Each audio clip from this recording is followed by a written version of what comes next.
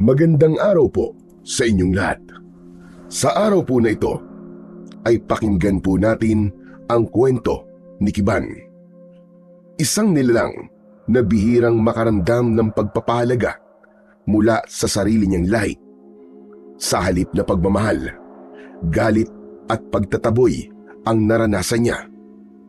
Pero ang pinakamasakit, ang taong pinakamalapit sa puso niya, ang kanyang sariling kakambal, ang may balak sa kanya na ipatapon siya sa malayong lugar. Kaya bago pa man siya tuluyang palayasin, siya na mismo ang nagkusang lumayo. Sa kanyang pag-alis, isang hindi inaasahang pangyayari ang naganap. Napadpad si Kiban sa mundo ng mga tao at doon niya nakilala si Mang Atong. Ano kaya ang magiging papel ng lalaking ito sa mundo ng mga tawyani o mas kilala bilang mga taong unggoy? Paano kaya makakatulong si Mang Atong para mabago ang kapalaran ni Kiban? Uuwi kaya siya sa kanilang kaharian kung malaman niyang may paraan para siya ay makabalik? Ano kaya ang dadatnan niya sa kanila kung sakali man na magdesisyon siyang umuwi? Totoo kaya na nakasaad sa propesiya na siya ang magdadala ng kapahamakan at kamatayan sa kanilang buong lahi? Yan ang aabangan natin ngayong araw na ito. Pero bago ang lahat, huwag po nating kalimutan mag-subscribe at i-hit ang notification bell sa aking YouTube channel na The Voice Addict at Apong Isaac, para sa mas marami pang makapigil hiningang kwentong aswang at katatakutan mula sa mundo ng kapapalagan. Umpisahan na po natin ang kwento.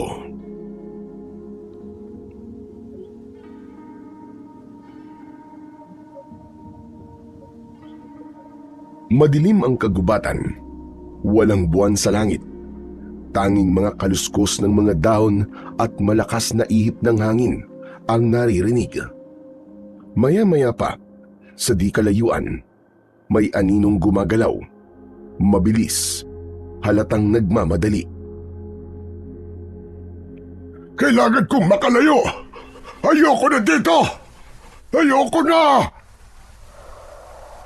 Siya si Binyang.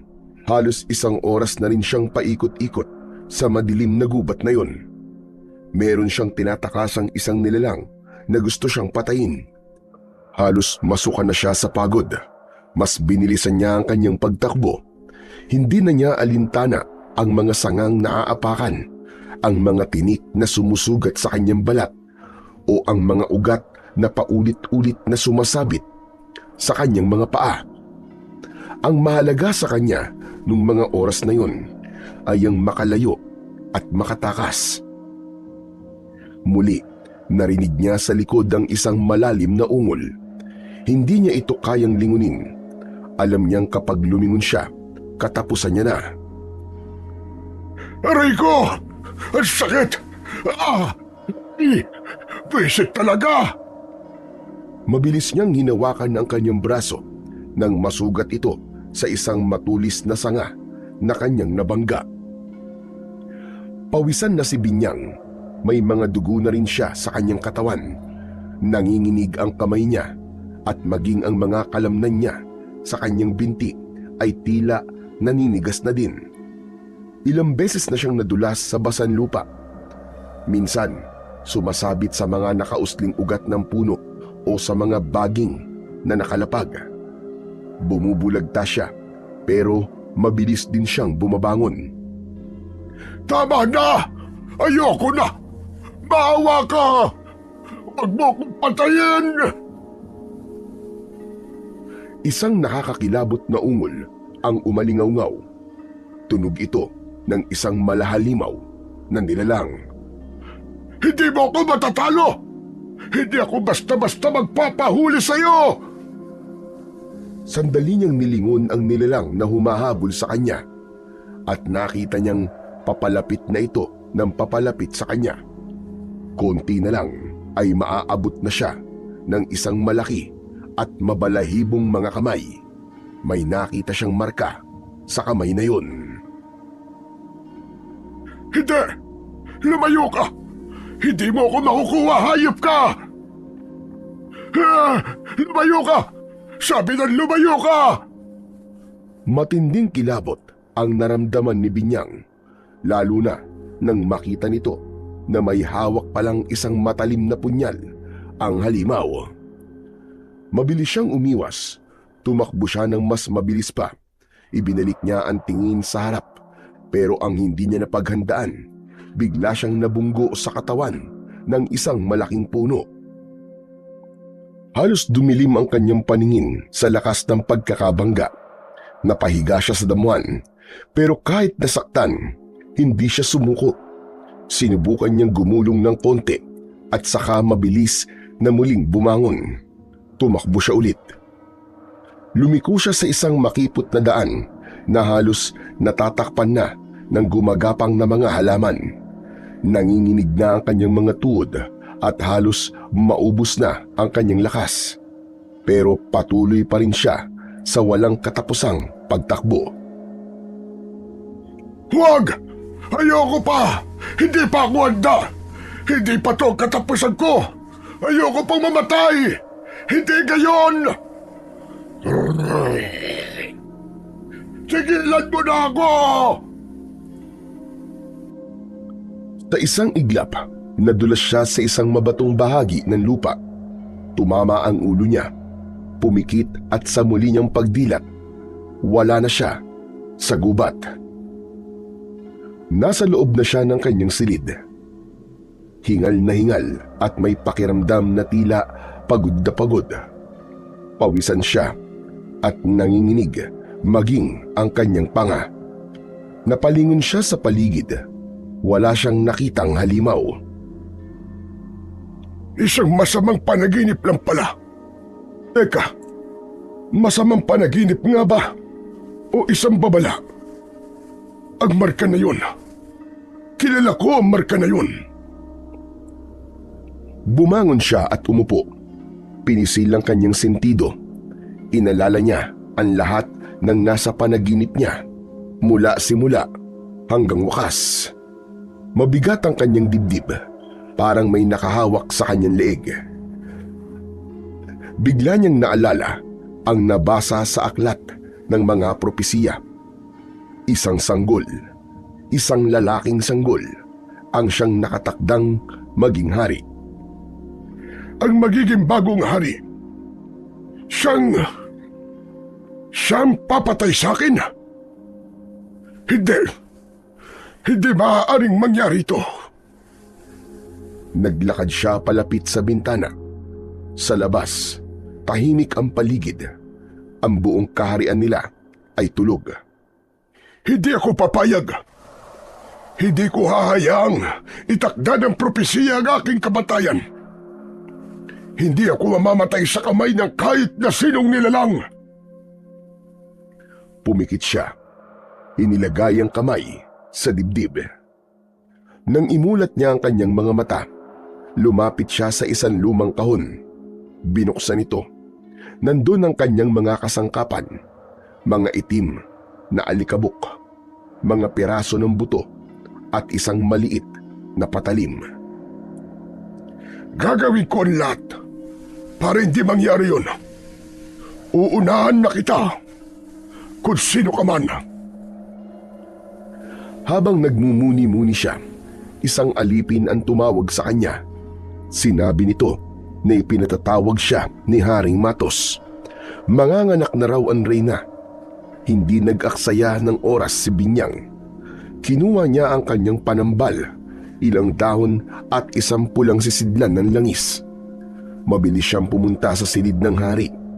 Pagdating niya doon, ay naroon na ang ilang kalahi nila na may mabababang ranggo.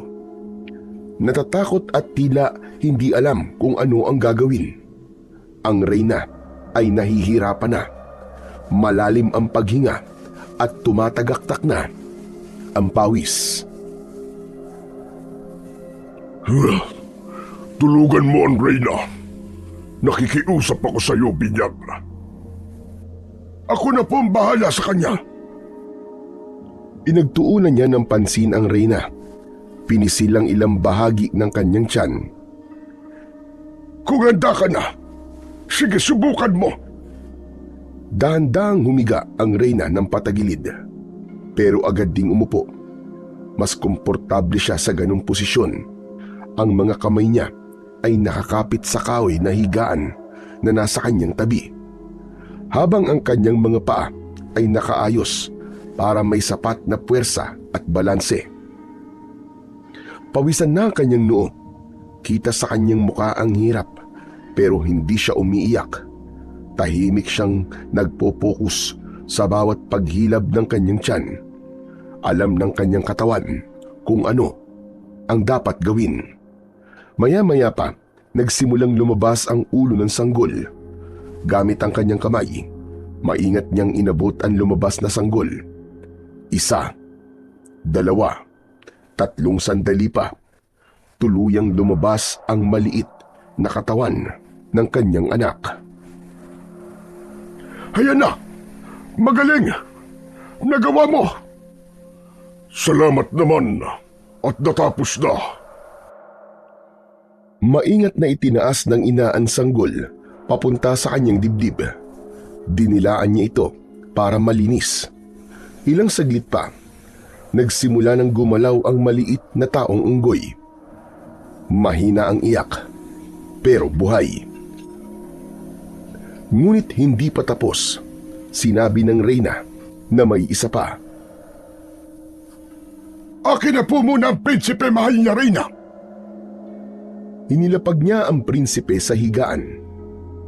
Ilang sandali pa ay lumabas ang isa pang prinsipe. Nanlaki ang mga mata ni Binyang nang makitang may marka sa kamay ang bagong silang na prinsipe. Hindi ba, Ari? Siya nga yun! Sunod-sunod siyang napalunok nang mapagtantong ito ang batang nakatakda sa lumang aklat na siya lang ang nakakabasa. Siyang papatay sa akin. Hindi pwede. Kailangan kong patayin ang prinsipeng ito. Hindi mapakali si Binyang kung ano-ano na ang pumasok sa kanyang isip. Panayang bulong niya sa sarili. Hindi niya alam ang kanyang gagawin, lalo na't nakatingin sa kanya ang hari. Tama. May isang sanggol pa nga, kamahalan. Tumango ang reyna. Kaagad na kinuha ni Binyang ang bagong silang na sanggol. Salamat, Binyang. Ang kambal kong anak ay papangalanan kong Kudog at ang bunso naman ay si Kiban. Ang saya! Napakasaya ng araw na ito! Ngunit bago pa nila madama ang buong saya, biglang bumagsak ang ulo ng reyna. Pumikit ito at hindi na gumalaw. Agad na nilapitan ito ni Binyang at sinuri, ngunit wala na itong pulso. Wala na! Wala na ang reyna! Patay na ang reyna! Ano? Hindi, Binyang! Anong nangyari? Hindi ko rin alam. Biglaan ang nangyari. Maaaring isang... Biglang natigilan si Binyang. Bilang pinakamatalino sa kanilang uri, agad niyang naisip ang isang perpektong plano para mapuksa ang sanggol sa propesiya. Ang ikalawang sanggol. Siya ang may kasalanan ito. Tama. Siya ang may kasalanan. Tignan niyo ang kanyang mga kamay. Meron siyang tanda. Ang marka sa kanyang kamay ay tanda ng kabalasan. Napatingin ang hari. Tahimik. Hindi makapagsalita. Tila hindi makapaniwala. Kailangan natin siyang patayin, kamahalan. Kailangan mawala ang sanggol na yan sa lalong madaling panahon. Hindi ako papayag na patayin ang sino man ng aking anak Kung hindi nyo kayang patayin ang sanggol, alisin nyo na lang siya sa kaharian natin. Huwag na nating hintayin pa ang panahong lumaki siya at magdala na kapahamakan. Habang sanggol pa siya kamahalan, habang mahina pa, patawarin niyo ko. Pero ito lang ang nararapat. Hindi, Binyang. Hindi ko kayang gawin yan. Maniwala ka sa akin, kamahalan. Mapapahamak ang buong kaharian nang dahil sa kanya. Ngunit, anak ko pa rin siya, Binyang. Hindi ko hahayaang malayo siya sa akin. Obserbahan muna natin siya. Kung talagang magiging banta siya sa atin, ako mismo ang papatay sa kanya. Natahimik si Binyang. Alam niyang hindi nagtagumpay ang kanyang plano. Pero hindi pa tapos ang lahat. Hindi siya susuko. Hindi niya hahayaang mawala ang kanyang kapangyarihan o mamatay ng walang laban. At higit sa lahat, hindi niya papayagang masira ang kaharian ng Lumeria dahil lang sa isang sanggol. Hindi habang siya'y nabubuhay. Mabilis na lumipas ang mga araw. Lumaki na sina Kudog at Kiban bilang mga binatilyong taong unggoy. At sa kanilang paglaki doon, nakita ang kanilang pagkakaiba. Si Kudog ay malaki ang katawan, matapang at laging nangunguna sa lahat ng pagsasanay. Sa tuwing may paligsahan o pagsubok sa kaharian, siya ang palaging nananalo. Lumaki siyang palaban, may kumpiyansa at iniidolo ng mga kaedad niya. Samantalang si Kiba naman, ang bunso, ay payat, mahina at lampa. Hindi siya kasing bilis ni Kudog sa pag-akyat ng puno. Madalas siyang mahulog o mauntog. Ngunit sa kabila ng kanyang kahinaan, mabait si Kiban, masunurin, maunawain, at laging handang tumulong para sa nangangailangan.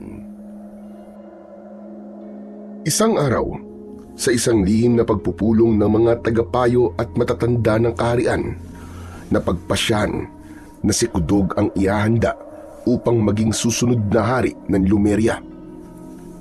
Malapit na kasi ang taunang pagpuputong, isang selebrasyon kung saan ipapakita na ang susunod na pinuno habang bata pa. Sa harap ng lahat, itataas ang bagong prinsipe at ipakikilala sa buong kaharian bilang sunod na tagapagmana ng trono. Siya ang pinili dahil siya ang nakitaan nila ng potensyal na maging katulad ng kanyang ama. Nanahimik si Binyang. Natuwa siya sa naging desisyon ng lahat. Hindi niya sinabi na si Kiban talaga ang nakatakdang maging tagapagmana. Sa balitang yun, masaya ang lahat. Masaya din si Kiban. Walang halong pagkukunwari at hindi siya naiinggit. Bagkus siya pa nga ang unang bumati sa kanyang kakambal. Kuya, masayang-masaya ako para sa'yo. Tara, mamasyal tayo. Gusto kong ipakita sa'yo yung isang napakagandang lugar na nadiskubre ko. Doon ako nagpapahinga madalas. Tara kuya, sama ka. Talaga? Saan yan? Bago ba yan? Alam mo, matagal na rin akong di nakakapasyal, kambal. Maganda nga siguro na makapagpahinga muna bago ang selebrasyon. Umakyat sila sa puno at nagpalipat-lipat gamit ang mga baging. Tumatawa, nagtutulakan at masayang naglalaro. Ngunit habang tumatalon si Kudog mula sa isang mataas na sanga, napigtas ang baging na kanyang kinapitan. Nabitiwan niya ito at walang kontrol na bumagsak sa lupa. Tumama ang kanyang ulo sa isang malaking bato. Kudog! Agad na bumaba si Kiban at tinignan ang kanyang kakambal. Wala nang malay si Kudog. Natakot siya. Nanginig at nataranta. Duguan ang ulo ng kanyang kapatid. Pilit niya itong ginigising pero hindi ito nagmumulat ng kanyang mga mata. Gising! Gising, kuya! Kuya, gumising ka! Hindi pwede. Hindi pwede to. Paano to? Paano? Tulong! Tulungan niyo kami! Mabilis siyang humingi ng saklolo. May mga kauri silang naroon sa lugar at agad silang tinulungan na makauwi. Pagdating sa kanilang kaharian, agad na sumalubong sa kanila si Haring Matos. Anong nangyari? Ano nangyari sa anak ko? Sinong may kagagawa nito? Ako po ang kasama niya. Nahulog po siya sa kinapitang baging. Nahulog ang prinsipe sa baging? Imposible naman yata yun. Siya ang pinakamagaling lumambitin.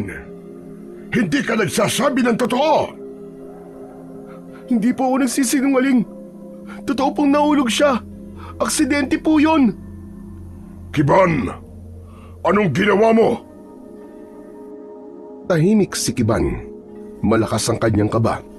Pinipigilan niya ang kanyang luha. Gusto niyang sumigaw. Gusto niyang sabihin na hindi siya nagsisinungaling, pero alam niyang hindi yun ang tamang oras.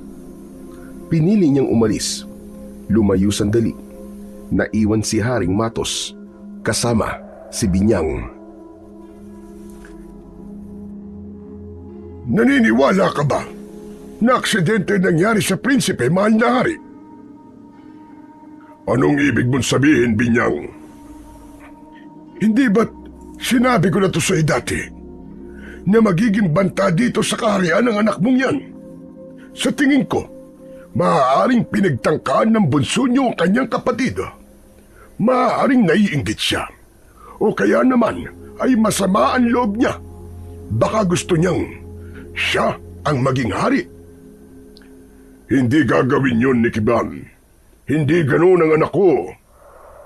Huwag ho kayong masyadong nagtitiwala, mahal na hari. Tulad ng sabi ko noon, ang marka sa kanyang kamay, ayon sa propesiya, ay ang siyang maghahatid ng kamalasan at kamatayan dito sa Lumeria. At nangyayari na nga ito. Wala ka bang gagawin, mahal na hari? Napigilan ang hari. Bagaman ayaw niyang maniwala, hindi niya maiwasang magduda. Lalo na't si Kudog ay hindi pa rin nagkakamalay. Agad na iniutos ng hari na kunin muna si Kiban at ikulong bilang pansamantalang parusa sa kanyang nagawa. Bakit niyo po ako pinakulong? Wala naman po akong kasalanan. Aksidente po ang nangyari. Aksidente man o hindi pa rin tama na kung saan mo dinadala ang hihiranging hari. Marami tayong kaaway na umaaligid. Sana maintindihan mo kung bakit ko gagawin to. Gusto ko lang na matuto ka ng leksyon. Pero bukas na po ang pagpapakilala. Gusto ko po mapanood ang kapatid ko. Hindi ka pwedeng sumama o dumalo sa selebrasyon. Nakikiusap po ako. Wag naman po. Wala akong ginawang masama. Hindi ko siya sinaktan. Mahal ko po ang kakambal ko. Mahal ko po si Kudog. Wala akong sinabing sinaktan mo siya. Pero kailangan siguruin ang kapayapaan sa kaharian. At bilang hari, ito ang dapat kong gawin. Iniisip niyo po bang banta po ako sa kapayapaan? Iniingatan lang kita at ang kaharian. Lumabas na ang hari. Naiwan si Kiban sa loob. Mag-isa siya sa kulungang walang bintana. Tanging ilaw ng sulo ang nagbibigay liwanag sa kanya. Hindi alam ni Kiban kung ilang araw siyang mananatili roon. Tahimik siya. Malungkot. Pero sa kabila ng lahat, hindi siya nagtanim ng galit sa kanyang ama. Tinanggap niya ng maluwag sa loob ang parusa na yun. Ang mahalaga sa kanya ay ligtas ang kanyang kakambal na si Kudog. Kinabukasan, nagsimula na ang pagdiriwang ng pagpuputong. Ang selebrasyon kung saan kikilalanin ang magiging sunod na hari ng Lumeria. Sa gitna ng malawak na bulwagan ng kaharian, masayang nagtitipon ang mga kalahi. May sayawan, awitan at hiyawan. May musika din sila na sila mismo ang gumagawa. Naririnig ito lahat ni Kiban habang nakaupo sa isang sulok sa loob ng kulungan. Nanginginig ang kanyang mga kamay sa kaba at lungkot. Gusto niyang naroon siya. Gusto niyang masaksihan kung paanong ipagmalaki ng lahat si Kudog. Gusto niyang masilayan ang ngiti ng kanyang kakambal. Ngunit wala siyang magawa. Isa siyang bilanggo. Habang nagmumuni-muni si Kiban, biglang pumasok si Binyang. May dala itong pagkain para sa kanya. Mukhang nakalimutan ka na nilang bigyan ng pagkain galing sa selebrasyon. Heto, ipinagdala kita para makatikim ka din. Para maramdaman mo na parang naroon ka na din. Salamat po. Pero hindi niyo naman po kailangan gawin to. Ayos lang po ako dito. Nako, huwag ka nang magsinungaling. Alam kong hindi ka ayos dito. Isa kang anak ng hari. Pero ikinulong ka nila. Hindi makatarungan, hindi ba? Ginawa lang po ito para magtanda po ako sa ginawa kong mali. May ginawa ka ba talagang mali? Napalunok ng ilang beses si Kiban. Pumasok sa isip niya na wala naman talaga siyang nagawa. At totoo ang sinabi ng matanda na wala naman talagang rason kung bakit siya nakakulong ngayon. Pero kahit sumang-ayon ang isip niya, pinili na lamang niyang manahimik. Hindi ka isinali sa selebrasyon. Hindi mo ba naiisip kung bakit? Binyang, meron nga akong parusa na tinatanggap. Sinabi ko na sa'yo kanina, di ba? Alam kong may dahilan kung bakit ako nandito ngayon. At hindi yun siguradong masama. Sigurado ka? Ikaw ba ay hindi naiinggit? Habang ikaw dito, nakakulong sa isang masikip at madilim na kulungan, ang kakambal mong si Kudog ay pinapalakpakan, pinupuri at ipinagmamalaki.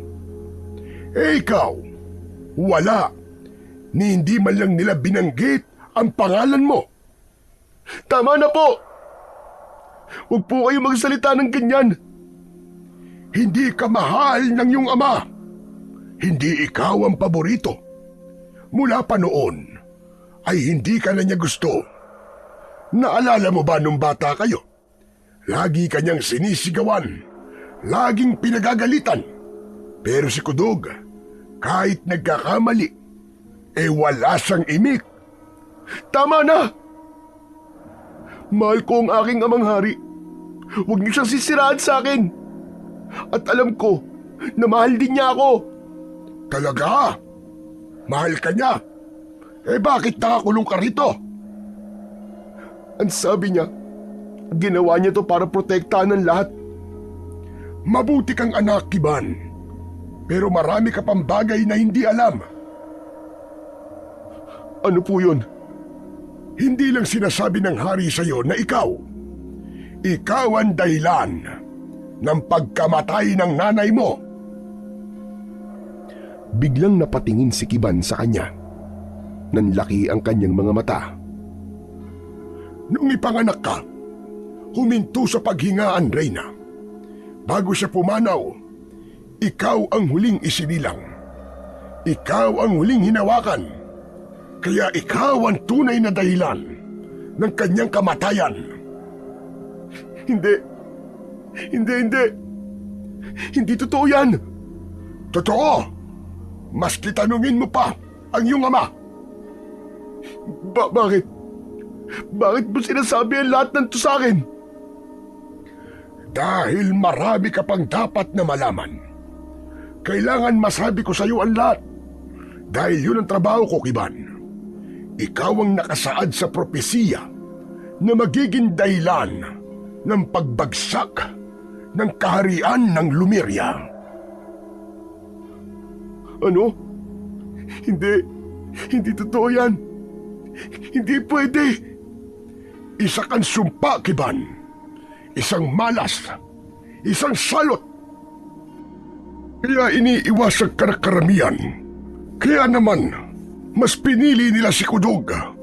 Dahil alam nila, sa bandang huli, ikaw ang magiging sanhi ng pagbagsak ng lahat. Hindi nakaimik si Kiban. Tumulo ang luwa sa kanyang pisngi. Tumayo siya at lumayo kay Binyang. Napaupo sa isang sulok. Napayuko at muling tahimik na umiyak. At bago lumabas si Binyang, tumingin pa ito sa kanya, sabay ngumisi. Naiwan na naman siyang mag-isa. Paulit-ulit sa kanyang isipan ang sinabi nito. Ang kamatayan ng kanyang ina, ang propesiya, ang galit ng ama, ang kulungan at iba pa. Ngunit matapos ang ilang sandali, pinunasan niya ang kanyang mga luha. Tumayo siya at tumitig sa dingding. Hindi ako isang sumpa. At hindi ako magiging dahilan ng pagbagsak ng kaharian. Hindi ko kayang saktan ang aking pamilya. Mahal ko sila. Handa akong mamatay para sa kanila. At kahit kailan, hindi ko pagtataksilan ng aking kapatid o ang aming kaharian. Ilang araw ang lumipas. Sa wakas ay pinalaya na rin si Kiban. Ito ang pinakahinihintay niyang araw. Muli siyang bumalik sa palasyo, ngunit napansin niyang may malaking pagbabago. Ang mga bantay ay matatalim ang tingin sa kanya. Ang mga kauri niya, halos lahat sila, ay ilag sa kanya. Walang nakikipag-usap, walang ngumingiti. Napansin din niyang pinagbubulungan siya. Pero ang pinakamasakit sa lahat, hindi na rin siya pinapansin ni Kudog. Sa tuwing nagtatama ang kanilang mga mata, agad itong lumalayo. Ayaw siyang kausapin. Wala na ang dati nilang samahan. Para bang naging estranghero siya sa sarili niyang kakambal.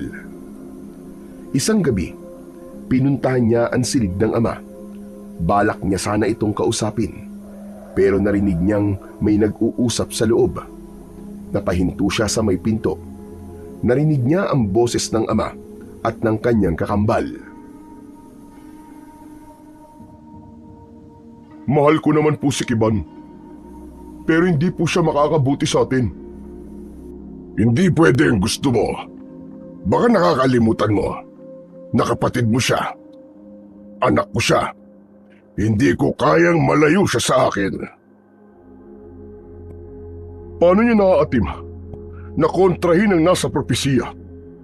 Hanggang kailan po kayo magbubulag-bulagan? Siya ang may tanda. Siya ang nakasaad sa propesiya na magpapabagsak sa atin lahat. Tinabi na sa akin ang pantas.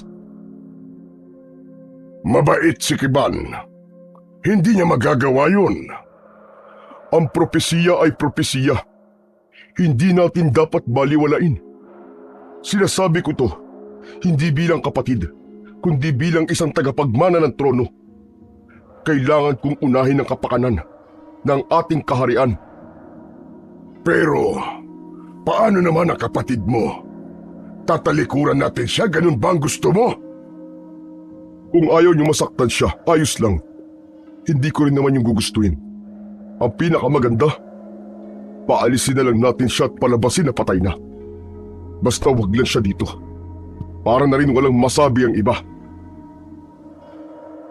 Tahimik si Kiban habang pinakikinggan ang nag-uusap. Parang napako siya sa kinatatayuan. Nanginig ang kanyang mga tuhod at hindi niya namalayang namumuo na pala ang luha sa kanyang mga mata.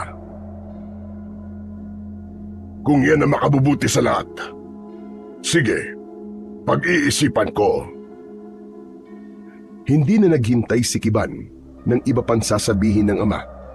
Tumalikod siya at mabilis na lumayo sa lugar na yon. Hindi siya sigurado kung saan siya papunta, pero alam niyang Hindi niya kayang manatili sa lugar kung saan hindi na siya tanggap ng sarili niyang pamilya. Umalis siya sa palasyo nang walang paalam. Tumakbo siya patungo sa gubat. Wala siyang dalang anuman. Nakarating siya sa gubat na hindi na nila sakop. Unti-unti ay naramdaman niya ang kaibahan ng paligid. Inakyat niya ang isang mataas na puno. Mula roon, tanaw niya ang liwanag ng kaharian sa malayo. Kumikinang sa gitna ng mga dahon ng sanga. Kumapit siya sa isang baging at nagpalipat-lipat mula sa isang puno patungo sa iba pa. Ramdam niya ang hampas ng hangin sa kanyang muka. Nalasap niya ang kakaibang pakiramdam ng pagiging malaya. Walang bantay, walang palasyo, walang mga patakaran na dapat sundin, walang mga mata na palihim na humuhusga. Ayos! Ang saya pala! Ang saya pala ng ganito! Sa bawat pagtalon at pagdapo sa mga matitibay na sanga, naramdaman niyang gumaan ang kanyang loob. Naramdaman niyang malaya siya. Nang dumilim na ang langit, huminto siya sa isang malaking sanga at umupo. Doon niya piniling magpahinga. Tumingala siya sa mga bituin. Grabe! Ang ganda! Ang daming bituin! Ang liliwanag! Parang kaya ko silang abutin. Tahimik doon at malamig. Dito muna ako. Masaya na ako. Hindi ko alam kung babalik pa ako o kung dapat pa nga ba. Bahala na. Pero hindi naman ako galit sa inyo eh. Ginawa ko to para hindi na kayo magtalo ni Kudog. Ginawa ko to dahil ito ang tama. Pumikit siya. Humiga sa sanga. Ipinikit ang mga mata. Ngunit ilang sandali lang, may naramdaman siyang kakaiba. May mga kaluskos, parang yabag ng mga paa. Mabibigat ang bawat takbang. Maya-maya pa ay may mga lumitaw na nilalang. Hindi sila kauri ni Kiban. Matataas sila. Mapuputi ang kanilang mga balat. Mapupula ang kanilang mga mata. At may matatalas na mga ngipin na nakausli pa kahit hindi naman nakanganga. Nakatayo sila sa likod ng mga sanga. Ngunit may isang nilalang ang napatingala. Tumingin ito ng diretso sa kanya. Bigla itong tumalon at mabilis na umakyat. Lagot. Hindi ito maganda. Mabilis siyang kumilos. Inabot niya kagad ang isang baging. Hinila ito at agad na lumipat sa kabilang puno. Pero nakita niyang may sumunod sa kanya. Tumalon siya ulit. Lumipat-lipat. Pero mabilis din ang mga nilalang. Hindi siya nila tinantanan. Tigilan niyo ako! Ano bang kailangan niyo sa akin? Bakit niyo ba ako hinahabol? Tigilan niyo ako! Sabi niya nang sandaling tumigil siya sa isang puno. Pero hindi pa rin siya nilubayan. Hindi rin naman siya sinasagot. Napansin niyang wala ng baging sa mga susunod na puno. Kaya napilitan siyang bumaba at tumakbo ng mabilis. Hindi ako susuko! Kailangan ko mabuhay! Narinig niya sa likod ang mabilis at mabibigat na yabag ng mga humahabol sa kanya. Ramdam niya ang bahagyang pagyanig ng lupa. Marami silang humahabol sa kanya. Habang tumatakbo siya, sumabit ang isang paa sa isang nakausling puno. Muntik na siyang madapa. Nasaktan ang kanyang mga paa pero hindi siya tumigil. Patuloy ang habulan. Unti-unti ay naramdaman niyang sumasakit na ang kanyang tagiliran. Pagod na siya pero hindi siya pwedeng huminto. Kapag tumigil siya, siguradong aabutan siya. Sana tumigil na sila. Sana naman! Narinig niya pa rin ang mga nilalang, palapit ng palapit, hanggang sa bigla siyang napahinto. Nasa harap niya ang isang bangin. Matarik ito, pero sa ilalim ay may isang ilog. Ang tubig ay malalim at malakas ang agos. Naku! Paano to? Wala na ako madadaanan. Tumingin siya sa likod. Nandun ang mga nilalang, nakapwesto na sa likod niya at nakatingin sa kanya. Humakbang siya paatras. Kailangan niyang mamili kung kakalabanin niya ang mga ito o tatalon siya sa ilog. Hindi ako pwedeng mamatay dito. Hindi pwede. Huminga siya ng malalim, tumalikod sa mga nilalang at tumalon. Nahulog siya pababa. Mabilis at walang kontrol. Buong katawan niya'y nabalot ng lamig at puwersa ng bumagsak. Lumubog siya. Dumilat siya sa ilalim ng tubig. Wala siyang makita kundi kadiliman. Wala siyang maramdaman kundi lamig at mabigat na presyon sa kanyang dibdib. Pinilit niyang umahon pero nahihirapan siya. Umaabot ang kanyang kamay sa ibabaw pero tila may humihila sa kanya sa ibaba. Nakainom na siya ng tubig. Ilang sandali pa ay nakaahon na rin siya kahit papano, ngunit agad ding tinangay ng agos. Malakas, hindi niya kayang labanan. Palutang-lutang ang kanyang katawan. Wala siyang makapitan kahit saan. Tinangay siya hanggang sa naramdaman niyang papalakas ng papalakas ang tunog ng tubig. Napagtanto niya ay may talon sa dulo. Hindi! Hindi ako pwedeng mamatay ngayon! Ngunit huli na, bumagsak na siya. Muli siyang lumubog at unti-unting dumilim na ang lahat. Nagising si Kiban. Wala na siya sa ilog. Nakahiga siya sa isang matigas na papag. Sinubukan niyang gumalaw. Pero makirot at mabigat ang kanyang pakiramdam. Napansin niya na may mga tapal ng dahon at may benda na rin na nakabalot sa kanya.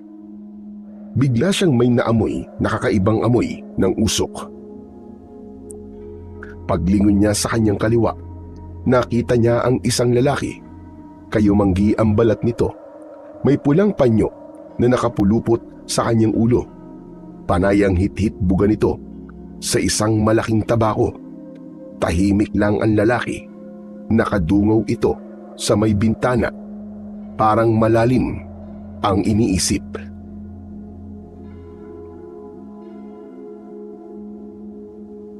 Oh, gising ka na pala, iho. Kumusta na ang pakiramdam mo?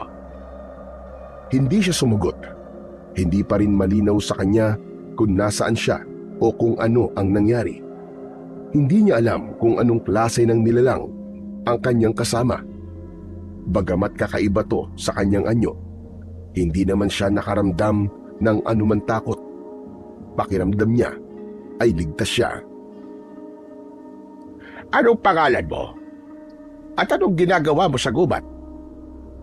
Hindi pa rin siya nagsalita. Naging abala siya sa pagmamasid sa paligid. Maliit lang ang kubo, malayong malayo sa anyo ng kanilang kaharian, na makinang at maliwanag. Hindi ka ba nakapagsasalita? Kausapin mo naman ako. Hindi naman ako masamang tao. Sa katunayan nga, ako ang nagligtas sa iyo. Kung hindi kita nakita, malamang ay wala ka na. Siya nga pala, ako si Mang Atong. Tawagin mo na lang akong Mang Atong.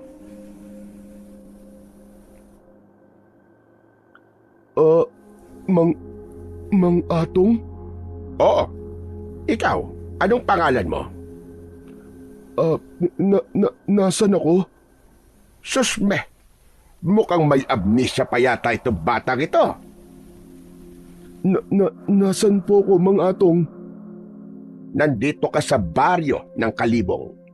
Isang baryo na nasa gilid ng nagtataasang bundok.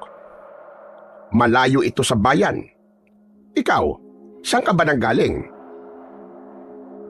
Sa Lumeria. Ano ka mo? Lumeria? Saan yon? Sa may gubat, sa gitna ng isang mayabong at mayamang gubat. Saan gubat? Lahat ng parte at sulok ng gubat na malapit dito ay kabisado ko. Walang baryo Lumeria dito. Teka, may tatanungin ako ha. Pero wag ka magagalit. May sakit ka ba? Sakit po? Wala po akong sakit maliban po sa mga sugat po na natamo ko. Pasensya ka na ha. Ang katulad mo kasi ay kakaiba sa mga karaniwang buka o anyo ng tao. Hindi ka rin naman pwedeng tawaging unggoy dahil kaya mo magsalita na parang isang tao. Ano ka? Magsabi ka nga sa akin ng totoo kung saan ka galing kasi parang pamilyar sa akin ang inyong anyo. Para bang sa pagkakatanda ko nakakita na ako ng mga katulad nyo. Ako po si Kiban. Anak po ako ni Haring Matos na mula sa kaharian ng Lumeria. Ang tawag po sa halahi namin ay mga Tawyani. Tawyani? Isang uri ng engkanto na parang isang taong goy. Ano pong nakakatawa? Ay, pasensya ka na. Hindi kita pinagtatawanan. Ang totoo niyan ay masaya ko. Matagal na akong hindi nakakabalita ng tungkol sa mga nilalang na katulad mo. Pero alam mo ba, nung bata pa ako, kahit ilang beses nilang sabihin sa akin na hindi kayo totoo, abay, hindi ako naniniwala. Lagi kong sinasabi, meron talagang mga Tawyani. Kung ganun, alam niyo po ang tungkol po sa amin? Oo naman. Madalas kayong laman ng mga panaginip ko noon. Abay, bata pa ako noon. Hindi ko masyadong matandaan yung mga detalye kung paano ko nalaman ang tungkol sa inyo. Basta ang alam ko lang, may mga nilalang na katulad mo. Teka, hindi ba't sabi mo nakatira ka sa isang kaharian? Bakit nasa ilog ka? Bakit wala kang malay? Abay, akala ko nga patay ka na nung makita kita Umalis po ako nang walang paalam sa amin. Isang alibughang anak. Hindi po ako alibugang anak. Umalis ako dahil nagtatalo ang aking amang hari at ang kapatid ko. Kung pananatilihin ba nila ako sa kaharian o ipapatapon. Ayon daw kasi sa propesiya, ako daw magdadala ng malas sa aming kaharian. Maraming mamamatay. Nang dahil daw po sa akin. Ano ka mo? Ano naman propesiya? Para ba yung hula, ganon?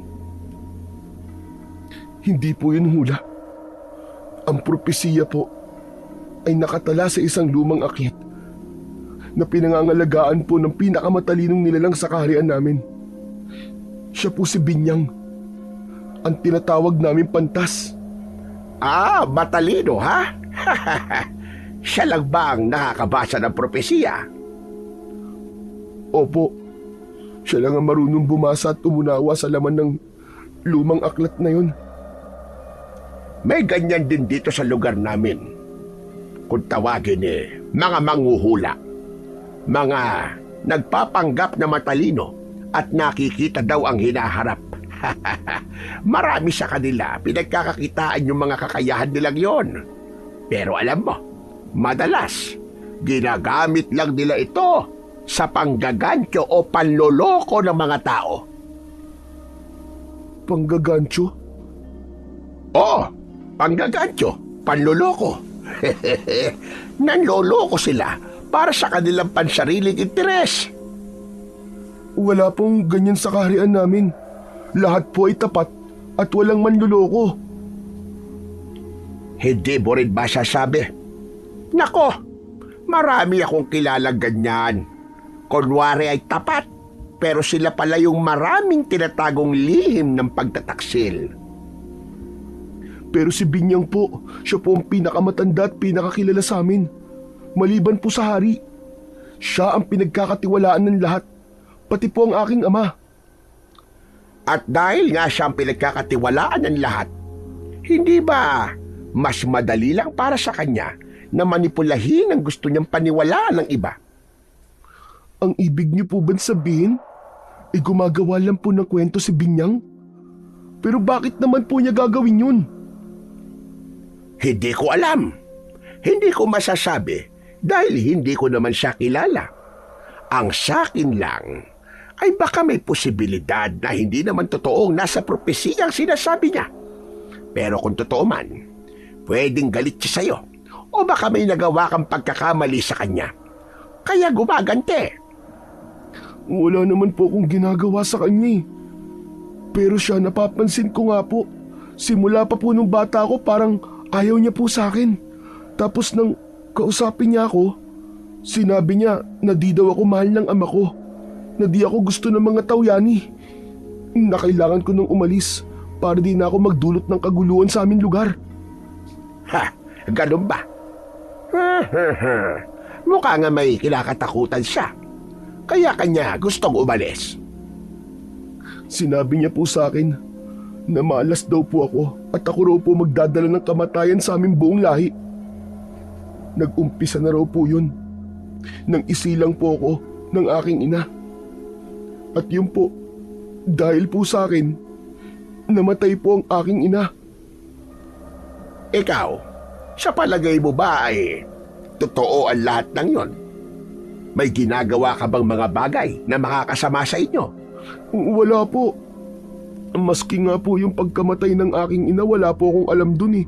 Sanggol pa lang po ako nun eh. O kita mo na. Kung wala ka namang ginagawang masama, bakit mo paniniwalaan ang sinasabi ng iba? Lalo na kung ang basihan ay isang aklat na siya lamang ang nakakabasa. Iniisip ko na rin po yan. Pero maski ano man pong gawin ko eh, hindi ako makakaalis sa anino ng propesiya. Parang kahit anong gawin ko, babalik at babalik doon ang tingin nila sa akin. Ganyan talaga. Minsan hindi natin kontrolado ang iniisip ng iba, pero kontrolado mo ang sarili mo. Kung hindi mo kayang baguhin ang tingin nila sa iyo, kaya mong baguhin ang tadhana. Kaya mong maging hindi sumpa. Kaya mong maging pag-asa. Basta manatili ang kabutihan dyan. Dyan! Sa puso mo. Tumahimik si Kiban. Iniisip ang sinasabi ng lalaki. Pagkatapos ay napatingin siya sa kanyang mga kamay na tila inaalala ang lahat ng mga akusasyon sa kanya. Pero ngayon, naiintindihan niya na dahil sa pagpapaliwanag ng isang estrangherong nagmamalasakit maski hindi niya kauri. Teka, nagugutom ka na ba? Gusto mo kumain? Dadalang kita na makakain dito. Ay teka, ano nga ba pwede mong kainin? Galing ka nga pala sa ibang... Prutas na lang po, saka malinis na tubig. Tumango ang matanda. Agad na tinungo nito ang kusina at kumuha ng pagkain para kay Kiban. Habang abala si Mang Atong sa kusina, nanatiling tahimik si Kiban sa kanyang hinihigaan. Pinilit niyang makaupo. Pinagmasdan niya ng mabuti ang buong loob ng kubo. Maliit lang ito, gawa sa kahoy at pawid, pero maayos ang pagkakaayari. May isang maliit na bintana sa gilid kung saan pumapasok ang malamig na simoy ng hangin. Ang mga dingding ay gawa sa sawali. May mga nakita siyang mga nakasabit. Isa-isang tinignan ni Kiban ang mga yon. May mga balat ng ahas. May mga palamuting gawa sa buto. At ang iba ay mukhang mga mahalagang bato. Kumikinang ang iba doon sa kanyang paningin. Pero ang nakatawag ng kanyang pansin ay ang mga bagay na nakadikit sa mga haligi ng kubo. Mga ulo ito ng hayop na parang tinuyo. Pagbalik ni Mang Atong, may dala na itong ilang piraso ng hinog na saging at isang baso ng tubig. Mang Atong, totoo ba yung mga nakasabit sa dingding? Bakit po kayo may ulo ng mga hayop? Pinatay niyo ba sila? Hindi hayop ang mga yan. Mga nilalang sila na masasama dito sa amin. Mga aswang yan, iho.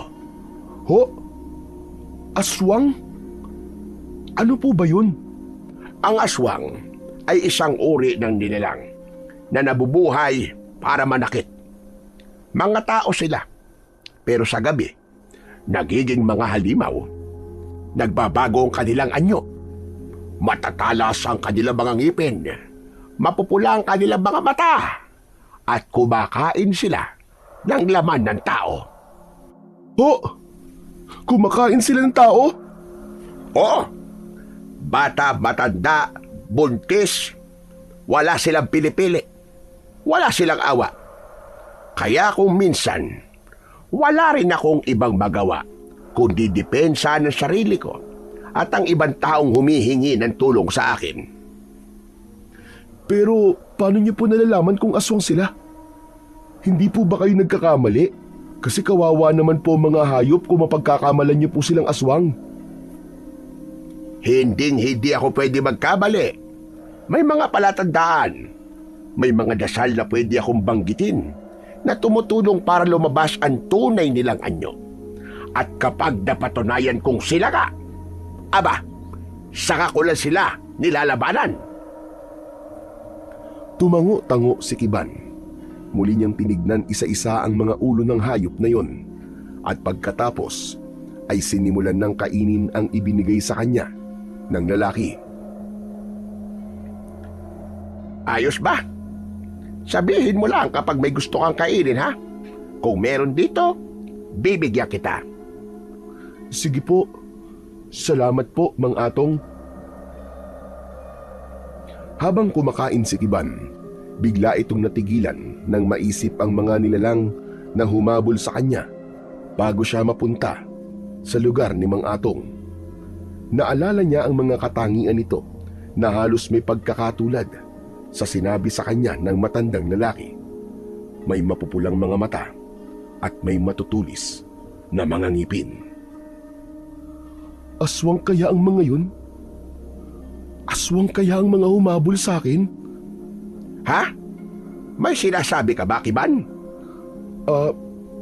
Mang Atong, naalala ko po kasi, bago po ako mapunta dito, may mga nilalang po na humabol sa akin. Parang katulad po ng mga sinasabi niyong aswang eh. Yun nga po, meron po silang mapupulang mga mata, tapos mahahaba po, tas matutulis po yung ngipin nila.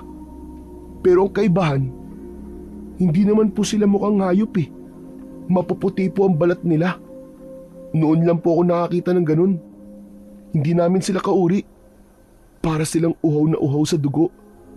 Halos mapatay na po nila ako. Akala ko nga po katapusan ko ng Mang Atong eh. Pero heto po ako ngayon, buhay pa rin. Ligtas. Dahil po sa inyo.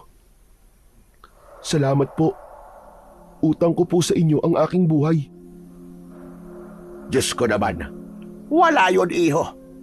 Basta't may nangangailangan, dapat tulungan. Ganun ang paniniwala ko eh. Kahit hindi natin kauri, basta may puso, may halaga. Huminga ng malalim si Mang Atong, saka tumingin sa bintana. Napatitig naman si Kiban sa kanya. Hanga siya sa kabutihan nito. Saka pala, paminsan-minsan may mga taong dumadayo rito, ha? Para magpagamot. Kaya pakiusap ko sa'yo, kapag may taong dumating, huwag ka munang lalabas ba kasi magulat sila sa'yo o kaya'y matakot. Opo, naiintindihan ko po. Ayoko pong matakot po sila sa akin. Salamat naman kung ganon. Hindi ka naman magtatagal dito, di ba? Kapag malakas ka na, tutulungan kitang makabalik sa inyo. O kung ayaw mo nang bumalik, tutulungan kitang makahanap ng isang ligtas na lugar. Salamat po. Sa ngayon, hindi ko pa po talaga alam kung saan ako pupunta. Pero salamat po, Mang Atong. Ngumiti si Mang Atong. Lumayo na ito kay Kiban at nagsimulang ayusin ang ilang mga halamang gamot sa mesa Si Kiban naman, tahimik na ipinagpatuloy ang pagkain at muling pinagmasdan ng kakaibang mundong pansamantala niyang tirahan.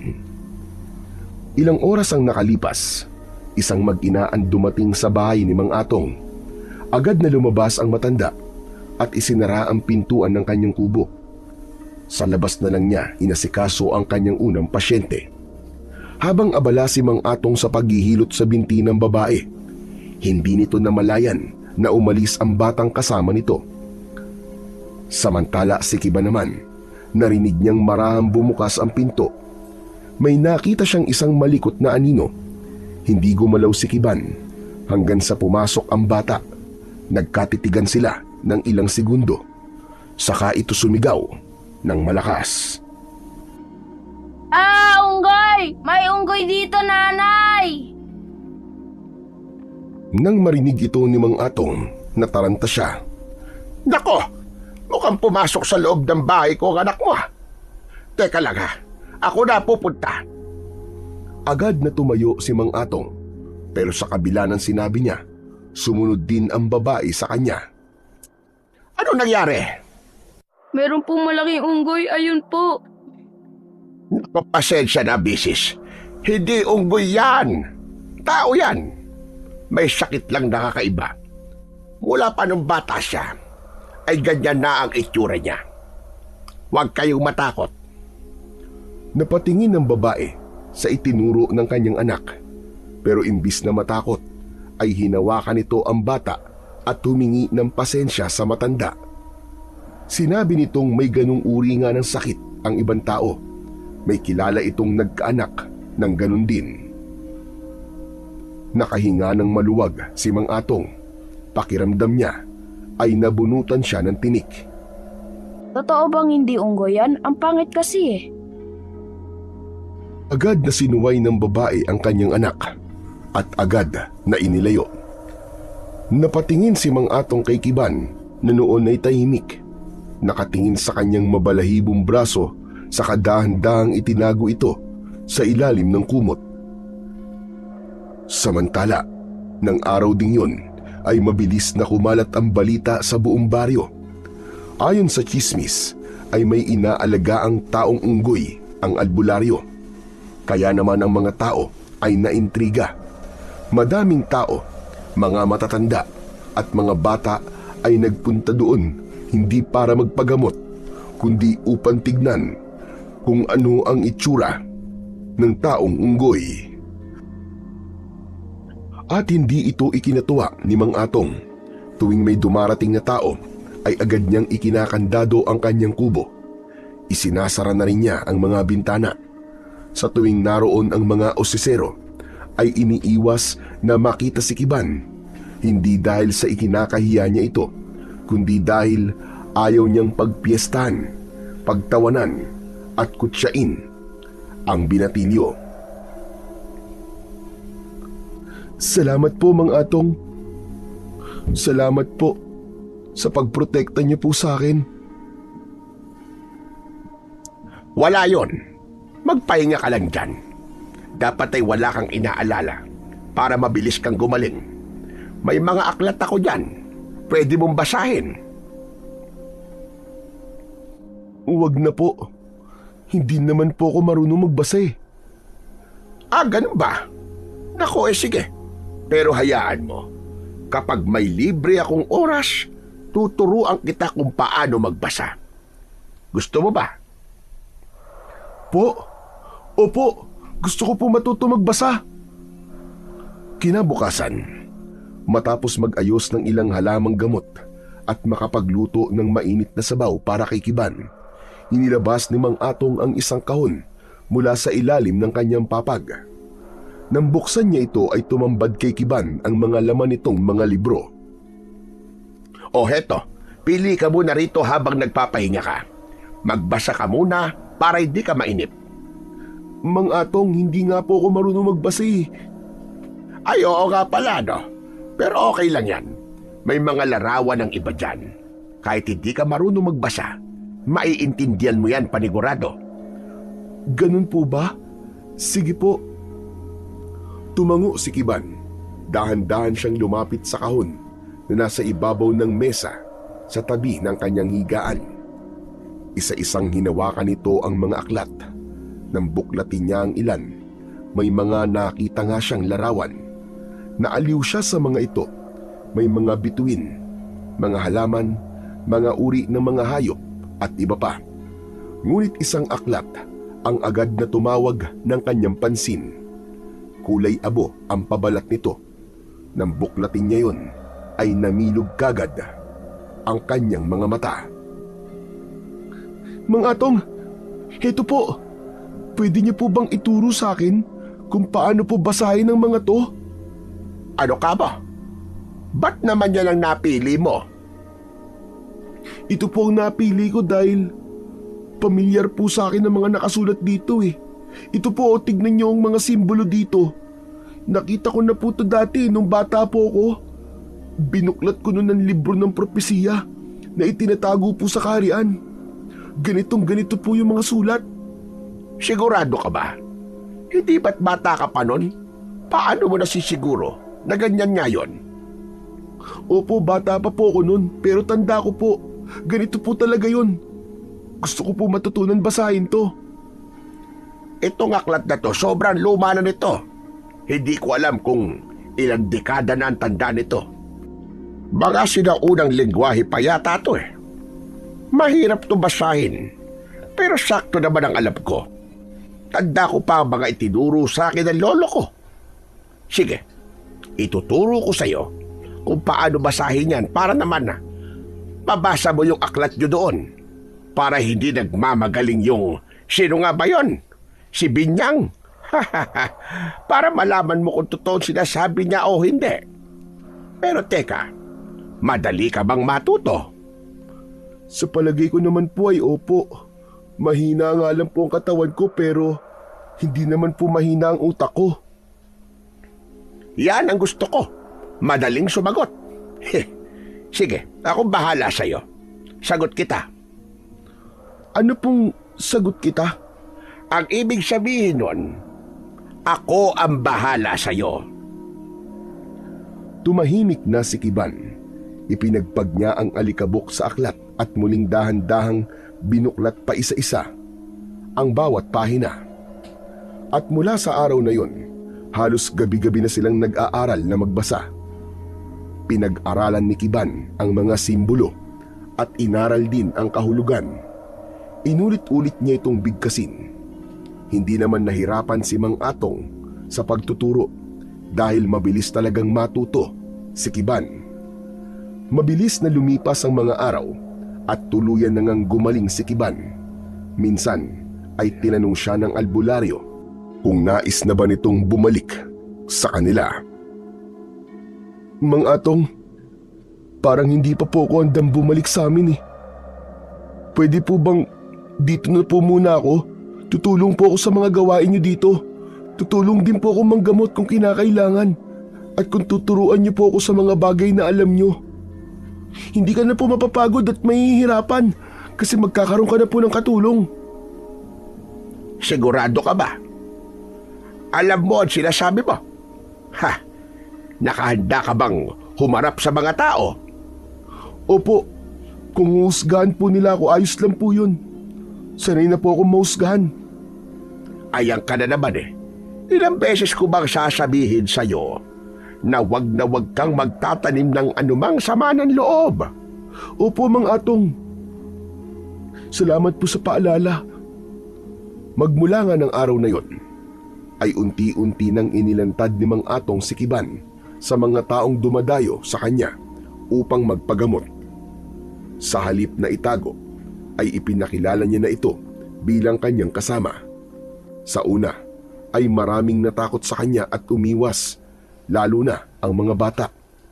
Ngunit sa pagdaan ng ilang mga araw at linggo, dahan-dahan din silang nasanay. Napansin ni Mang Atong na masipag si Kiban at maalaga sa kanyang mga nagiging pasyente. Ito mismo ang nag-aayos ng banig o upuan para sa mga tao. Nagtitimpla ng salabat at naghahanda ng mga daon at ugat para sa panggagamot. Minsan pa nga Isang matandang lalaki ang dumating na halos hindi na makalakad dahil sa matinding pananakit ng tiyan. "Mang Atong, ako na pong bahala sa kanya. Baka hindi na po kasi niya matiis ang pananakit ng kanyang tiyan. Kawawa naman po." Sigurado ka ba? Alam mo na ba ang lunas doon? "Opo, madali lang po ang gamot doon. Lalo at mukhang di lang po siya natunawan." O sige, subukan mo. Galingan mo ha. "Opo, ako na pong bahala. Salamat po sa tiwala." Agad na inihanda ni Kiban ang gamot. Kumuha siya ng mainit na tubig at naglagay sa tasa. Kumuha siya ng 3 maliliit na dahon sa mga halaman ni Mang Atong at ibinabad ito doon. Nang magkulay berde na ang tubig, ay ipinainom niya ito sa matandang pasyente.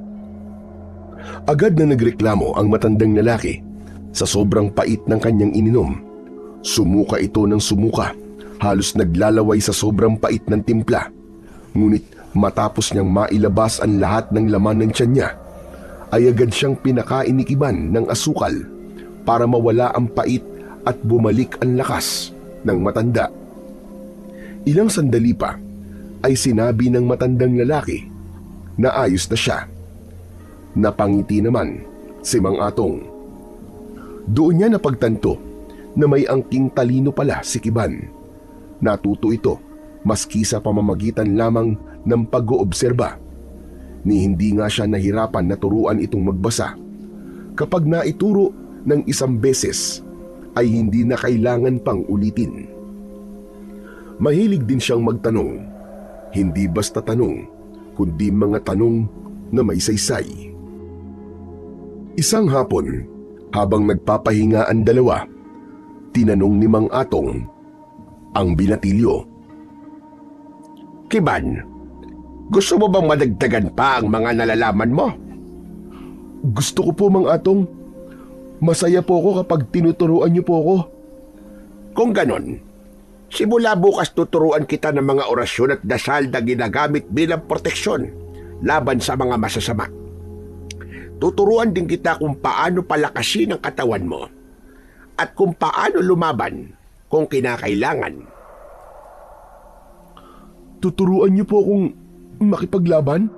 Oo, tuturuan kitang makipaglaban, hindi upang manakit o pumatay, kundi upang matuto na ipagtanggol ang sarili mo at ang mga nangangailangan. Kailangan mong matutong tumindig para sa tama. "Sige po, turuan niyo po ako, Mang Atong." Kinabukasan ay nagsimula na ang bagong yugto ng pagsasanay ni Kiban. Madaling araw pa lang ay ginising na siya ni Mang Atong. Nagsisimula sila sa simpleng pag-ehersisyo, pagtakbo at pagbitin sa mga sanga ng puno. Sa una ay hirap si Kiban. Mabilis siyang hingalin at mabilis na mapagod. Talagang hindi madali sa kanya ang mga pisikal na pagsasanay. Pero hindi siya nagrereklamo. Sa halip ay nakita ni Mang Atong na masaya ito sa bawat tagumpay niya, kahit gaano pa yun kaliit. Nagpatuloy ang kanilang pagsasanay. Minsan ay pinag-iigib niya ito sa balon at hinahayaang magbitbit ng timba ng pabalik-balik. Pinagbubuhat din siya ng mga troso at pinagsisibak ng mga kahoy na panggatong. Araw-araw niya itong ginagawa at habang lumilipas ang mga araw, napansin ni Mang Atong ang pagbabago sa katawan ni Kiban. Tumigas ang mga braso nito at bumibilis na din ang kanyang mga kilos. Habang pinalalakas ang kanyang katawan, tinuturuan din siya ng mga orasyon. Tuwing gabi, binabasa nila ang mga dasal. Itinuturo ni Mang Atong ang tamang bigkas, ang tamang galaw ng kamay at kung kailan ito maaaring gamitin. Paalala ko lang sa iyo, ang lahat ng mga itinuro ko sa iyo ay hindi ginagamit sa mga walang kwentang bagay. Huwag kang mananakit ng iba, lalo na kung wala namang ginagawang masama sa iyo. Opo, Mang Atong. Naiintindihan ko po lahat. Tatandaan ko po mga itinuro niyo sa akin. Sa paglipas ng mga buwan, ang dalawa ay naging malapit na para bang mag-ama. Sa dami ng mga kanilang pinagsamaan, nabuo ang tiwala at respeto nila sa isa't isa. Isang gabi, matapos ang kanilang dasal, tinawag siya ni Mang Atong. Halika rito. Meron akong ibibigay sa iyo. Ano po yun, Mang Atong? Mula sa ilalim ng katre ay hinugot ng lalaki ang isang lumang baul. May inilabas siya dong isang bagay na nakabalot ng pulang tela. May laman itong isang matalas at kumikislap na punyal. Bakit po? Para saan po yan? Bakit niyo po ako binibigyan ng patalim? Dahil ikaw ang nakikita kong karapat-dapat na magmay-ari nito, Kiban. Regalo ko yan sa iyo dahil naging isang mabuti kang estudyante. Pero, hindi po ba sa inyo yan? Mahalagang bagay po ba yan? Tama ka. Importante talaga sa akin ang bagay na to. Galing pa kasi to sa aking mga ninunong albularyo. Yan ay isang sinaunang sandata na binasbasan pa nila. Para sa iyo talaga to. Wala naman akong anak na pwedeng magmana ng bagay na to sa akin. Dumating ka sa akin at halos anak na rin ang turing ko sa iyo. Wala nang iba pang karapat-dapat na magmay-ari nito kundi ikaw. Dahil busilak ang iyong puso, may tunay kang malasakit at paninindigan. Salamat po. Hindi ko po kayo bibiguin. Salamat po, Mang Atong. Hindi makapaniwala si Kiban para sa isang kagaya niya na sanay pagtawanan, sanay itago, sanay itulak palayo. Ngayon ay may isang taong nakakita sa kanyang halaga. Hindi niya napigilan ang sarili. Niyakap niya si Mang Atong ng mahigpit. Hindi kumibo si Mang Atong. Hinaplos lang niya ang likod ni Kiban. Sa puso niya, alam niyang tama ang kanyang ginawang desisyon. Masaya ang dalawa sa mga sumunod na araw, pero hindi nagtagal. Nagkaroon ng problema sa baryo. Maaga pa ay may mga pumunta ng tao sa kanila at ipinamalita na may natagpo ang bangkay sa kalsada. Agad silang lumabas ni Kiban. Sa gitna ng kalsada, may mga taong nagkukumpulan at doon nakita nila ang isang batang lalaki na nakahandusay. Halos wala ng saplot. Maputla ang balat, wakwak ang tiyan, nakalabas ang lamang loob. May mga sugat ito sa leeg at braso. Mga Tong, tulungan niyo ang baryo. Baka aswang na naman na may gawa nito. Siguro nga, pero kailangan mo nang makasigurado. Hayaan nyo, magbabantay kami ni Kiban mamayang gabi. Nagpasalamat ang mga tao. May mga nagboluntaryo na sumama sa pagbabantay, pero tumanggi ang lalaki. Kami na lang muna. Kung nag-iisa lang ang aswang na may gawa nito, kaya na namin yon. Wala na kayong dapat na ipag-alala. Tumango ang mga tao. Nagpaalam na sila at sinabing lilimitahan na muna ang pagtanggap sa mga pasyente para makapag-focus sa paghahanap sa aswang. Sa pag-uwi nila sa kubo, agad na kinausap ni Mang Atong ang binatilyo. Nakahanda ka na bang gamitin ang mga natutunan mo sa akin, Kiban? Opo, handa na po ako, Mang Atong. Salamat naman kung ganon, Kiban. Hindi natin pwede pabayaan ito. Kailangan pigilan natin ang gumagawa ng karumal-dumal na pagpatay tulad ton. Kailangan wala nang mabiktima ang hayop na aswang na yon. Opo, kaso po ano pong gagawin natin? May plano na po ba kayo? Magbabantay tayo sa gubat. Jack na doon siya nagtatago. Hapon nang magtungo sila sa isang masukal na bahagi ng gubat. Dala nito ang kanyang itak at si Kiban naman ay baon ang punyal na ipinamana sa kanya. Nang dumating sila sa gitna ng gubat, tila muling nabuhay ang pagkatao ni Kiban. Naramdaman niyang tila sumigla ang kanyang katawan nang makita ang mga nagtataasang puno at mga baging na nakalambitin sa mga ito. Pwede po ba akong umakyat ng puno sandali? Sige, ayos lang. Maaga pa naman eh. Mabilis na umakyat ng puno si Kiban. Kumapit siya sa baging, tumalon at nagpalipat-lipat sa mga sanga. Napasigaw siya sa tuwa. Ayos! Mga atong, tignan niyo ako! Abat sandali lang. Mag-ingat ka naman. Baka mahulog ka. Ayos lang po ako mga atong! At saya-saya po nito!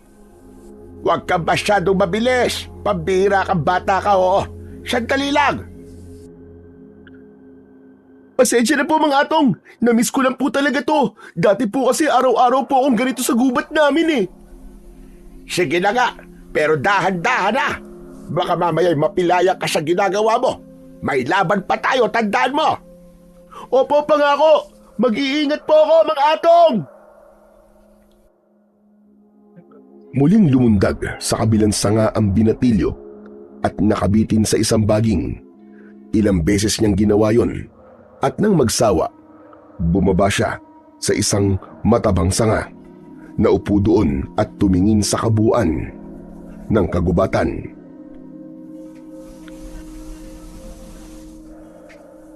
Ang ganda po dito mga atong. Grabe. Tama na yan. Bumaba ka na dito.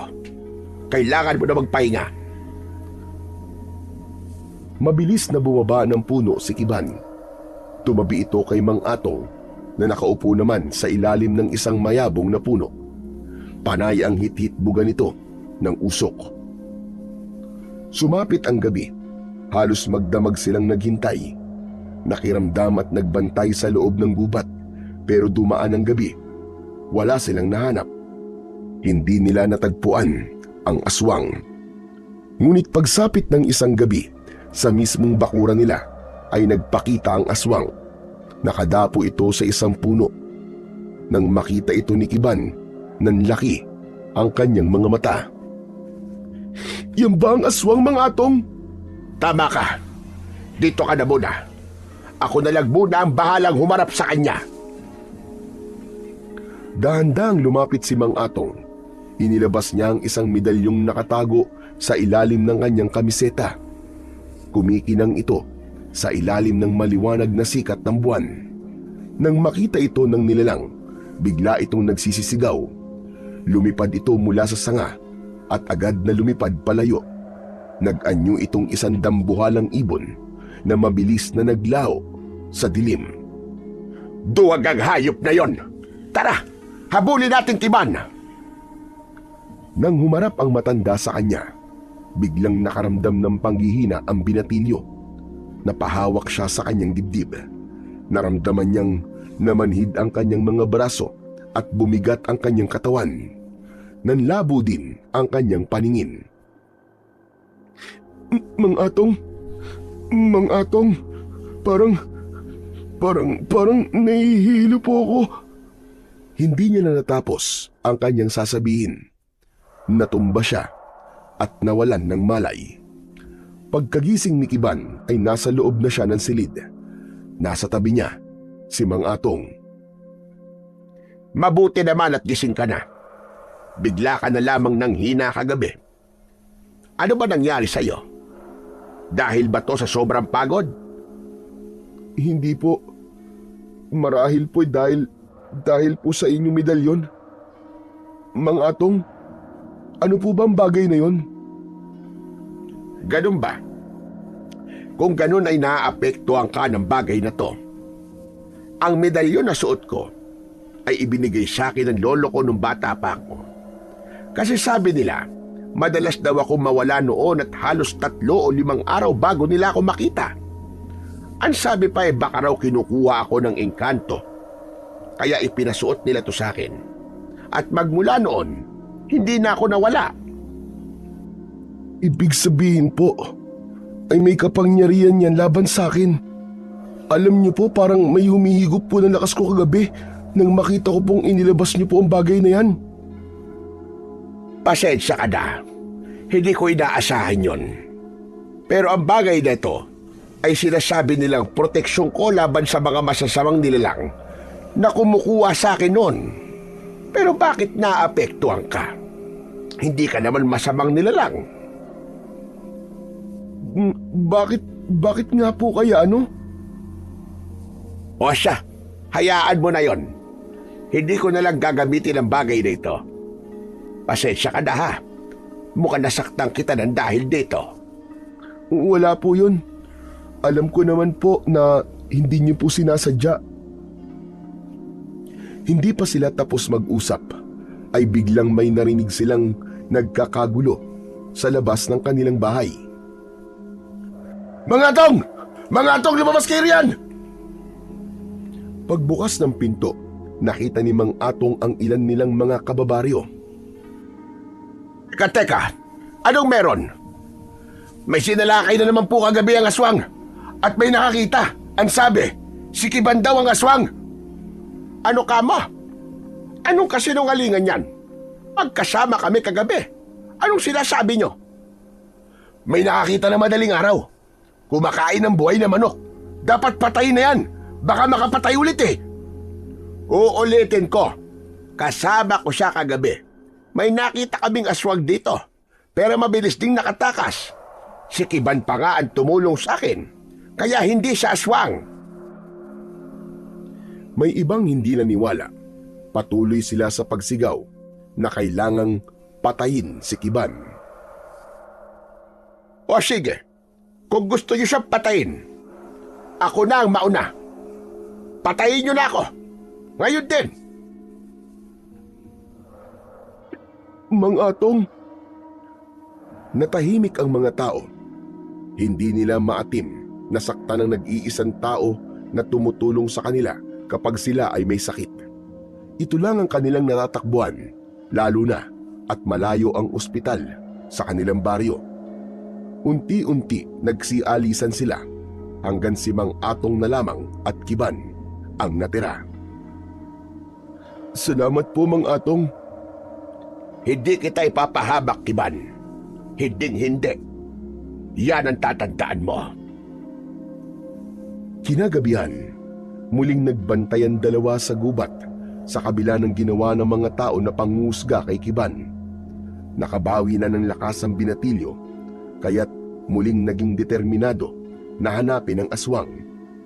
Hindi lamang upang makatulong, kundi upang patunayan din ang kanyang sarili sa mga taong patuloy na nagdududa at natatakot sa kanya. Tada, makita na natin ang aswang na yon. Kaya nga po para hindi niya napasamain ang aking imahe sa mga tao.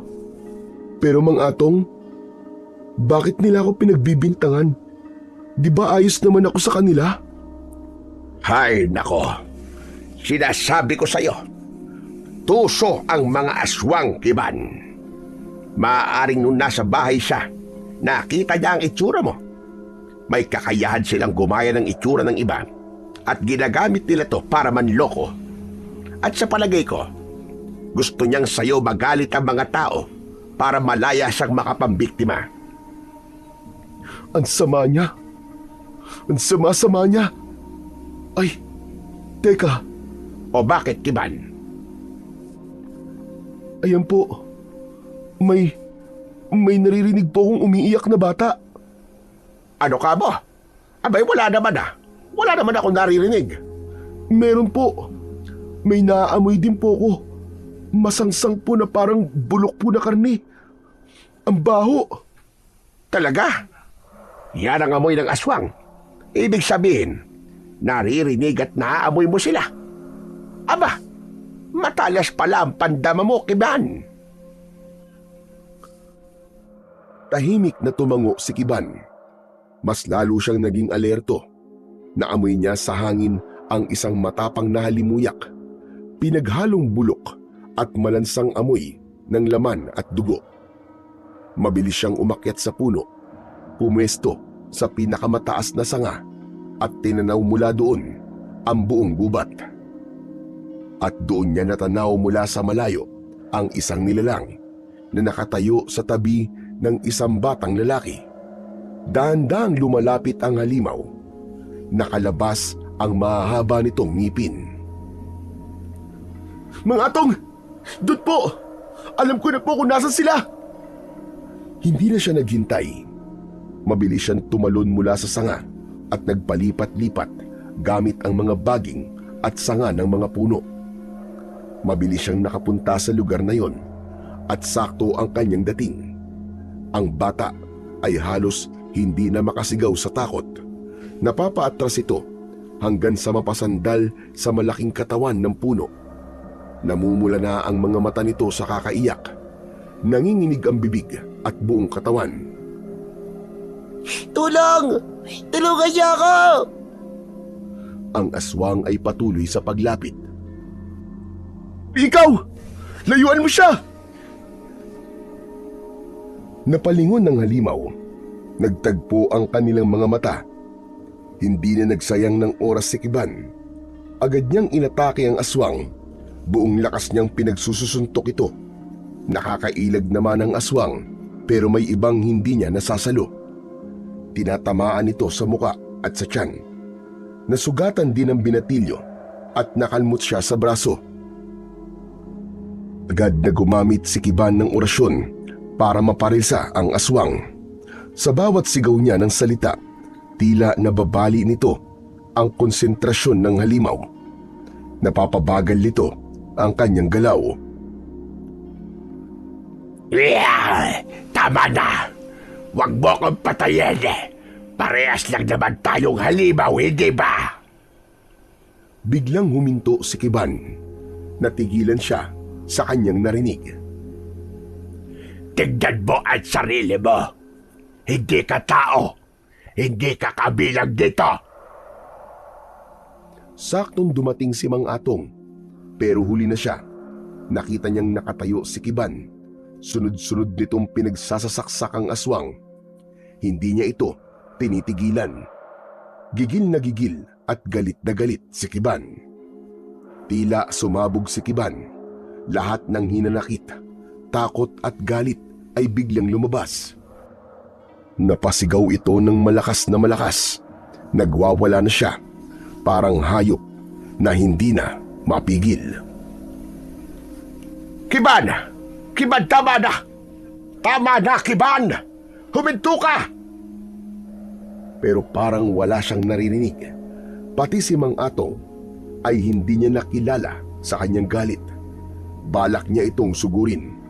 Kiban! Kiban, tama na! Hindi na nga ako tinanggap sa sarili kong kaharian. Pati ba naman dito? Wala ni isa sa inyo may gusto sa akin. Lahat kayo galit. Ang gusto niyo lang ay itaboy ako. Dahil para sa inyo, hindi ako kabilang. Nagkakabali ka, Kiban. Ako to, si Atong. Kumalma ka, Kiban. Pakiusap. Hindi siya pinakinggan ni Kiban. Mabangis na mabangis ang anyo nito.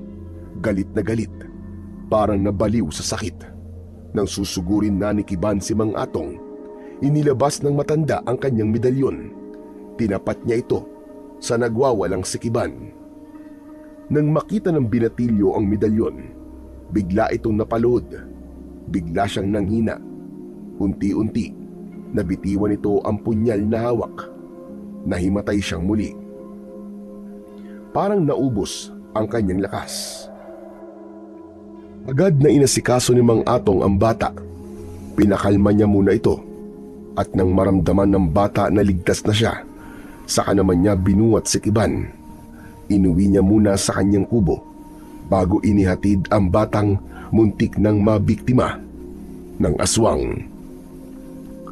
Kinabukasan nang magising si Kiban, agad siyang kinausap ni Mang Atong. Ano pong nangyari kagabi? Wala po akong maalala, Mang Atong. Napatay mo ang aswang, Kiban. Talaga po? Nagawa ko siyang patayin. Hindi ako makapaniwala. Talaga po bang nagawa ko yun? Sandali lang, sandali lang. May kailangan ka ring malaman. Ano po yun, Mang Atong? Alam mo bang, maski ako, ay muntik mo nang masaktan kagabi. Po?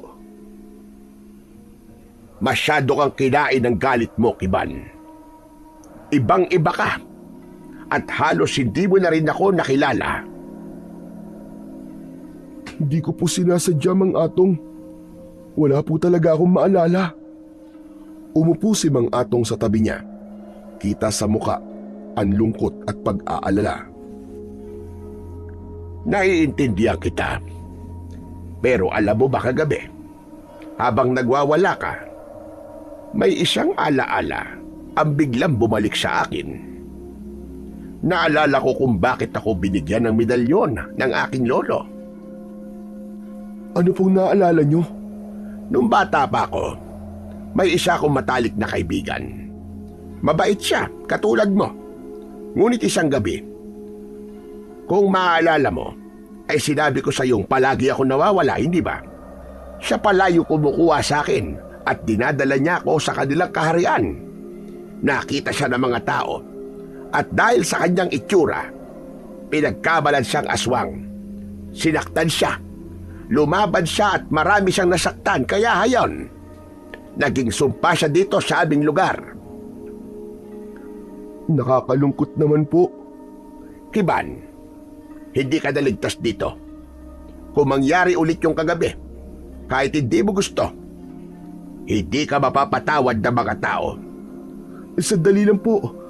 Pinapaalis nyo na po ba ako dahil sa nagawa ko? O dahil sa naalala nyo na hindi pala kami mabubuting mga nilalang?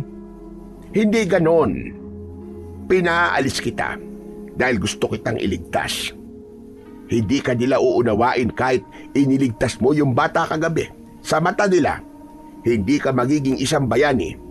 Yun ang realidad dito sa mundo ng mga tao. Nalungkot ang reaksyon sa muka ni Kiban.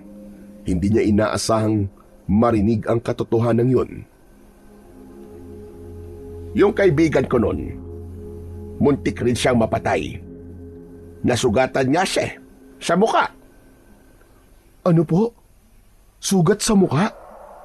Yung sugat po ba? Pailis ba sa mata hanggang pisngi? Oo, bakit mo alam? Ang aking ama. Siya po ang tinutukoy nyo. Talaga? Opo, sa lahi namin, siya lang po ang may sugat na ganun. Tadhana. Tama. Nakatadhana nga mapunta ka dito, Kiban. Naniniwala ko na may dahilan kung bakit ka napunta sa akin. Dahilan? At ano naman po yun? Wala po akong maisip na dahilan kung bakit nangyayari sa akin to. Ang alam ko lang po, tila wala yata akong lugar sa kahit na anong mundo. Hindi totoo yan. Kung ako lang itanggap kita, pero Kiban, bakit hindi natin alamin kung ano ang gustong sabihin sa atin ng tadhana? Gusto mo bang malaman? Paano po? Sasabahan kita pabalik sa inyo. Pagkasama nating hahanapin ang sagot. Hindi ka nag-iisa. Ano? Handa ka na ba? Tumango si Kiban. Kung ganon, humanda ka na. Naalala ko na. Alam ko kung nasa ng portal. Makakabalik ka na sa inyo. Ang portal na sinasabi ni Mang Atong ay ang talon sa gubat. Hindi ito ordinaryong talon, kundi isang misteryosong lagusan na konektado sa dalawang mundo. Katulad ito ng talon sa gubat ni Kiban. Ayon kay Mang Atong, isa itong dugtong, isang dimensyonal na daanan. Kaya ang talon na yun sa dalawang mundo ay iisa. Nang makarating silang dalawa doon, hindi makapaniwala ang binatilyo. Dito ko dinala ng iyong ama noon. Pero alam mo ba, kapag hindi ko siya kasama, ay hindi ako makakarating sa inyo. Po, kung ganun hindi kayo sigurado kung parehas nating matatawid ang lagusan na to?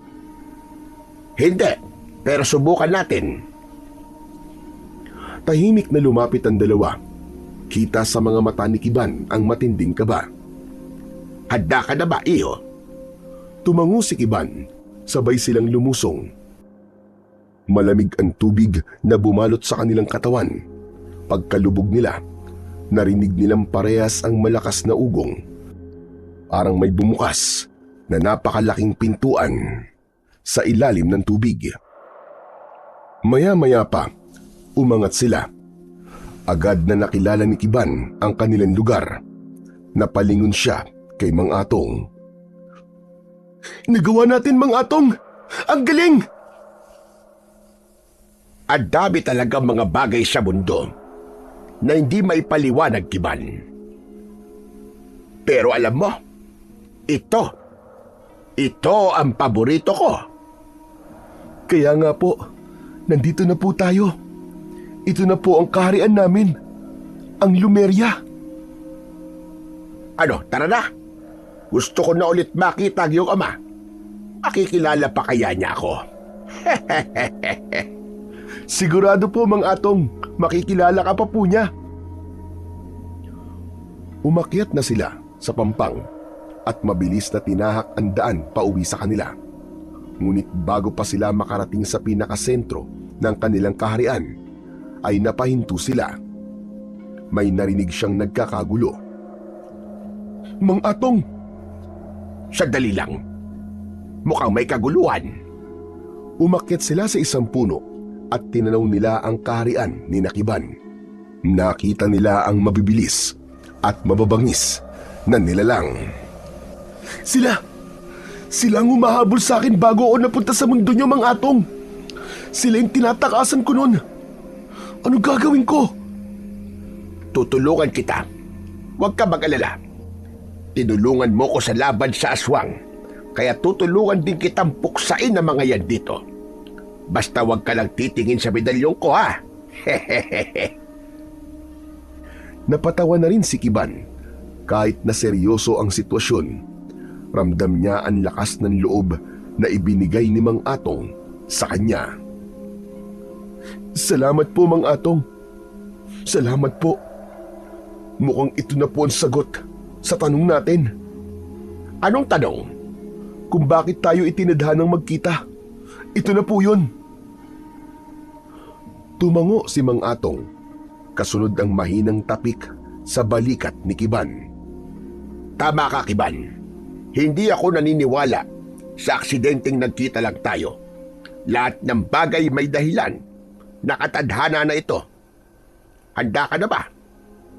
Ano? Laban na? Laban na! Hindi na nag-aksaya pa ng oras ang dalawa. Tumakbo silang dalawa patungo sa kaharian. Sa kanilang paglapit, napansin ni Kiban na maraming mandirigma na ang sugatan. Ang ilan ay wala ng malay. Nakita rin niyang marami ng mga babae at batang tawyani ang bihag na mga masasamang nilalang na yon. Lahat ay takot na takot. Hindi na nagdalawang isip si Kiban at si Mang Atong. Inihanda nila ang sarili. Maigpit niyang hinawakan ang kanyang punyal. Gamit ang mga baging sa paligid ng kaharian, tumalon siya sa ere at umatake mula sa itaas. May mga pagkakataon na bigla na lamang siyang lilitaw mula sa likod ng isang puno. Sasaksakin ang nilalang sa batok. Tapos ay maglalahong muli sa dilim. Para siyang aninong lumulutang sa gitna ng labanan. Gumagalaw siya ng mabilis at inaatake ang mga nakatalikod na limaw gamit ang kanyang punyal. Hindi siya basta-basta sumusugod. Pinag-aaralan niya ang bawat kilos ng kalaban. Hinahanap ang kanilang kahinaan bago umatake. Si Kiban, hindi lang lakas ang ginagamit niya, kundi pati ang talas ng kanyang isip at diskarte na natutunan niya mula sa mga araw ng pagsasanay niya kay Mang Atong. Sinanay siya hindi lamang bilang mandirigma, kundi bilang isang tagapagtanggol na marunong mag-isip sa gitna ng gulo. Samantala, si Mang Atong naman ay inilabas ang kanyang medalyon at nagsimulang umusal ng mga orasyon. Ang mga nilalang na tumitingin sa medalyon ay biglang nanghina Ang ilan ay napaluhod sa lupa, ang iba naman nabitiwan ang kanilang mga sandata. Napansin ni Kiban ang mga mandirigmang tawyani na nakatulala sa lakas ng medalyon ni Mang Atong. "Huwag kayo titingin sa medalyon! Ibaling niyo ang inyong paningin! Huwag sa medalyon!" Narinig siya ng mga mandirigma. Mabilis nilang inilihis ang kanilang tingin. Habang ang mga kalaban ay abala sa pag-iwas sa liwanag ng medalyon ni Mang Atong, sinamantala ni Kiban ang kanilang pagkabigla, at sa oras na yon, nagkaroon na din ng lakas ng loob ang kanilang mga kakampi upang magpatuloy na lumaban. Isa-isa nilang pinaslang ang mga halimaw. Lumaban sila, walang umatras. Kahit may ilang sugat na rin si Kiban sa braso at may galos na si Mang Atong sa pisngi, hindi nila yun pinansin. Ang mahalaga sa kanila ay mailigtas ang kaharian. Sa gitna ng laban, habang abala si Kiban sa pagprotekta sa mga ilang kasamahan nila, may isang pamilyar na muka ang kanyang nakita. Si Binyang. Sugatan ito, nanginginig at takot na takot. "Binyang! Diyan ka lang! Huwag kang gagalaw!" Mabilis na lumapit si Kiban. Itinutok niya ang kanyang punyal sa matandang pantas. "Huwag!" Isinaksak ni Kiban ang kanyang punyal sa halimaw na nasa likod ni Binyang. Namangha kagad ang matandang lalaki nang makitang hindi naman pala siya ang balak na saktan ng binatilyo. Napaluha siya. Akala ko ay ako na ang papatayin mo. "Hindi kita kailanman sasaktan, Binyang. Hindi ka naman kalaban eh." Naiyak ang matandang pantas na konsensya sa kanyang mga ginawa kay Kiban. Lumipas ang mga sandali. Narinig ni Kiban na nagsisigawan na ang kanyang mga kasamahan. Nanalo sila sa digmaan. Ligtas na ang kaharian ng Lumeria. Marami ang namatay sa mga kalaban at ang mga natitirang nilalang ay tumakbo palayo. Ang mga bihag ay kanilang napalaya, kabilang na dito ang kanyang amang hari at ang kapatid na si Kudog. Napatingin si Kiban kay Mang Atong. Ngumiti ang matanda at tumango. Tahimik na pinagmasdan ni Kiban ang buong paligid. Lumapit si Binyang sa kanya. Ang kauna-unahang nilalang na unang humusga sa kanya, unang tumanggi at unang nag-utos noon na siya ay ipapatay o ipatapon sa labas ng kaharian. Nanginginig ang kanyang kamay. Lumuhod siya sa harap ni Kiban at hinalikan ang mga paa nito. Patawarin mo ko, Kiban. Sa kabila ng lahat ng naging kasalanan ko sa iyo, tinulungan mo pa rin ako. Iniligtas mo ko sa tiyak na kamatayan. Patawarin mo ko, Kiban. Patawarin mo ko. Hindi nagsalita si Kiban. Bagkus, mahinahong lumapit siya. Inabot ang balikat ng matanda at itinayo ito. "Ayoko na pong mabuhay sa galit. Wala na po akong hinanakit sa inyo. May dahilan kung bakit nangyari ang lahat ng to. Kung hindi po nyo ginawa mga bagay na ginawa nyo, baka lahat tayo dito ay napaslang ng mga halimaw na yon." Samantala ay lumabas sa kaharian ang hari at si Kudog. Lumapit silang dalawa kay Kiban. Anak ko, ikaw ang nagligtas sa amin. "Amang hari, masaya po akong nakita ko kayo ulit." Patawarin mo ko. Ang dami kong naging kasalanan sa iyo, anak. "Tama na po. Kalimutan na po natin ang lahat ng ating mga naging pagkukulang sa isa't isa. Ganito po talaga. Kailangan mangyari na katadhana. Siya nga po pala. May kasama po ako. Ako si Atong. Teka, Atong? Ikaw na si Atong? Batang? Oo na. Matanda na ko matanda. Binitin mo pa eh. Ikaw nga, di ba? May dalawa ka ng anak. O, di ba? Hindi na kita nabalitaan dahil dyan sa... Alam ko. Masaya kung nagkita tayo ulit, Matos. O ano, tama ba?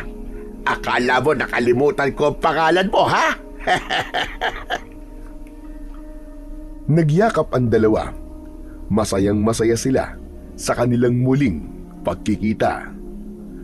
Iniutos na agad ng hari na ayusin at linisin ang kanilang kaharian upang magkaroon sila ng pagsasalo. Ipinagdiriwang nila ang kanilang tagumpay. Bibigyan nila ng pugay ang kanilang mga bayani. Samantala si Kudog naman ay nasa likod lang ng kanyang ama. Hindi ito makatingin sa kanyang kapatid. Kuya Kudog, payakap naman oh. Ibig mong sabihin hindi ka galit sa akin? Hindi kuya. Mahal kita. Hindi ako magagalit sa'yo kahit kailan. At nagyakap na nga ang dalawa. Samantala, pagkatapos ng laban, ang lahat ng mga mandirigma ay ginawaran ng parangal, habang ang mga namatay ay binigyan ng marangal na libing. Sa gitna ng pagdiriwang, pumagitna si Binyang, bit-bit ang aklat ng propesiya. Nagsalita ito sa harap nilang lahat at tinawag si Kiban. Nagsinungaling ako. Hindi si Kudog ang itinadhanang maging hari, kundi ang sanggol na may marka sa kanyang mga kamay. Si Kiban, siya ang totoong tagapagmana ng kaharian at susunod na pinuno natin. Ano ka mo? Bakit? Nagsinungaling ako dahil napanaginipan kong si Kiban ang papaslag sa akin. Kaya ginawa ko ang lahat para mailayo siya dito. Patawarin niyo ko. Lalo na ikaw, Kiban. Inuwa ni Kiban ng aklat at doon ay binasa niya ang nilalaman nito. Nagulat ang lahat nang marinig ang totoong nakasulat. Hindi na nga nagsisinungaling si Binyang. Ayos lang kung parusahan niyo ko ng kamatayan. Tatanggapin ko yon nang maluwag sa aking dibdib. Wala pong mamamatay. Walang mamamatay mga kasama. Binyang, pinapatawad na kita. Nagsigawan ang mga kasama nila. Tinatawag siyang hari. Isang haring mabait at isang haring mapagpatawad. Tigil! Tigil muna mga kasama! Hindi ako ang inyong hari. Ang hari na ating kikilalanin ay si Kudog. Siya ang mas karapat-dapat na mamuno sa ating lahat. Oo, iba ang nasa propesiya. Pero naging maganda naman ang kinainetnan nang suwayin ito at baguhin ang pantas, hindi ba? Teka, talaga bang hindi mo kukunin ang pagiging hari? Hindi kuya. Ikaw ang mas karapat-dapat, aking kapatid. Pero bakit, Kiban? Ikaw ang pinili ng tadhana. Ikaw ang nagligtas sa kaharian. Ikaw ang nakipaglaban para mailigtas sa maraming buhay. Kung wala ka, wala na kaming lahat dito. Ginagalang ko ang propesiya, kuya. Pero hindi naman nasusukat doon ang pagiging hari. Kilala kita. Matagal ko nang nakita kung gaano mo ka gustong pagsilbihan ng ating kaharian. Talaga? Seryoso ka? Oo. Hindi ko hangad ang korona. Para sa'yo yan. Mahal kita, kuya. At noon ko pa gustong sabihin na kapag naging hari ka, ipagmamalaki kita. Masaya akong susuportahan ka, kuya. Kahit naging masama ako sa'yo, kahit na minsan sinabi ko sa ating ama na dapat akong palayasin sa kaharian na to? narinig mo yun? Tumango si Kiban, ngunit ipiniliwanag niya sa kanyang kapatid na ayos lang yun. Wala na talaga siyang sama ng loob. Lahat tayo ay may kahinaan. Lahat tayo nagkakamali. Pero ang mahalaga, may oras tayo para bumawi. Salamat, Kiban. Simula ngayon, magtutulungan na tayo nila ama sa pagbabantay sa kahariang ito. Nagyakap ang dalawa. Sa likod nila ay tahimik na nanonood si Mang Atong. Ngumingiti habang pinupunasan ng luha sa kanyang mga mata. Ayan! Yan ang tunay na tagumpay. Samantala, pagkalipas ng ilang taon, pinamunuan na ni Kudog ang kaharian nang sumapit na ang kanyang tamang edad. Si Kiban ay siyang pumalit kay Binyang bilang tagapayo, tagabasa ng aklat, tagagamot ng mga may sakit. Hindi man naging hari si Kiban, naging bayani siya sa puso ng lahat. At sa tuwing may bagong panganay na isisilang sa kaharian, palaging may nagngangalang Kiban bilang pag-alala sa kanyang kabutihan. Si Mang Atong naman ay nanatili doon. Paminsan-minsan na lang itong umuuwi sa mundo ng mga tao. Dahil sa kahariang yun, ginawa siyang tagapayo ng hari sa mga usaping espiritual at mahika. Ngunit madalas silang umaalis kasama ang dating hari. Naglalakbay sila, nagsasaya at naglilibang. Sinusulit ang mga araw na sila ay magkasama. Masaya silang muling naipagpatuloy ang kanilang pagkakaibigang minsan naputol dahil sa gulo at hindi pagkakaunawaan. At sa kahariang minsang nayanig ng gulo at takot, ngayon ay naghahari na ang kapayapaan, pagkakaunawaan at pagmamahalan. Wala nang humuhusga at ang lahat ay nabuhay ng masaya.